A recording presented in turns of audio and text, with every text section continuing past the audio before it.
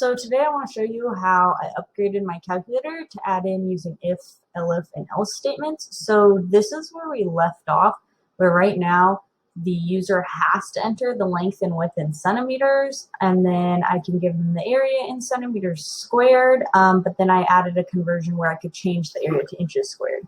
So now I want to give the user the option to enter their length and width in a variety of units.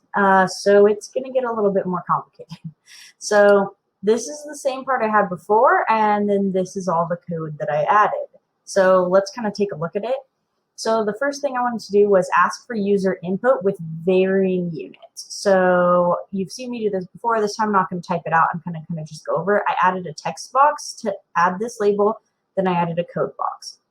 So the first thing I did is I just copied and pasted this where I asked for user input into here.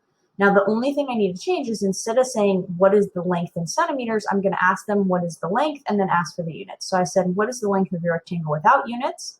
I still wanted to change that number to a float, but now I'm going to print a statement. What are the units of your length value? Mm for millimeters, cm for centimeters, or in for inches.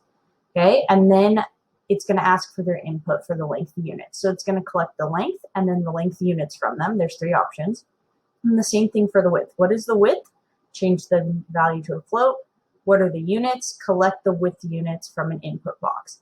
Then it's going to print out the length. Here, let me clear these real quick so you can see it in real time with the units and the width with the units. So if I run this, what is the length of your rectangle? Let's say it's 10, and let's do inches.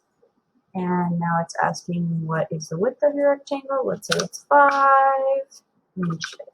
That's going to print out length 10 inches, width 5 inches. Okay. So I think the way that I chose to calculate the area is just to change everything to centimeters and calculate the area as centimeters squared, and then I can always change it back later. That was the easiest for me. So no matter what they put it in as, I want it to always change to centimeters. So if the length was entered as millimeters, right? If they entered the length, the unit is millimeters. To change it to centimeters, I need to take the length and divide it by 10. And now the new length unit is centimeters. So I changed it from millimeters to centimeters. If the length unit was entered as inches, like I did here, I would need to take the length value and multiply it by 2.54 to change it into centimeters. Otherwise, if the only other option was centimeters already, so the length would just equal the length and the units would stay the same. So I'm going to run this and it's going to print what their length is with the new units after it converts it. Okay, so 10 inches is 25.4 centimeters. So that's converting length units to centimeters. For the width unit to centimeters, I just copied this, pasted it, and changed everywhere it said length to width down here.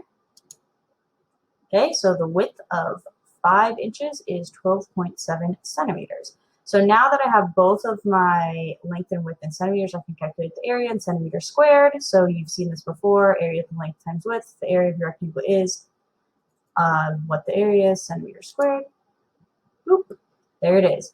And then I'm going to give them the option if they want to convert their answer to a different unit. So just like I did up here, I gave them it in inches squared. This time I'm going to ask them what unit they wanted in. So what units would you like your answer in? They can do millimeters squared, centimeters squared, or inches squared. Then I have an input box. So if they choose millimeters, then I need to multiply my answer by 100 to get it from centimeters squared to millimeters squared. If they choose inches, I need to multiply it by 0.155. And remember, you can just look up these conversion values. Like I literally went like this and typed converting centimeters squared to inches squared. And it said you had to multiply by 0.155. So that's how I got that number. Otherwise, if it's already in centimeters, So if they ask for centimeters, it stays the same. So now I can run this. Let's say, so it gave it to me in centimeters, but I entered my things in inches, so maybe I want it to come back out in inches. So the area of my rectangle is 49.9999 inches squared. So you'll see there's a little bit of rounding going on because if I did this by hand, it would be 10 times 5, so I would get 50, but I think that's close enough. So once I have all this in here, now I don't need this top part anymore, so I can get rid of that, and this will be my new code. Now I have all these if else statements, and so there's a lot more options because the user can use 3 different units for input, and then they can get their answer in 3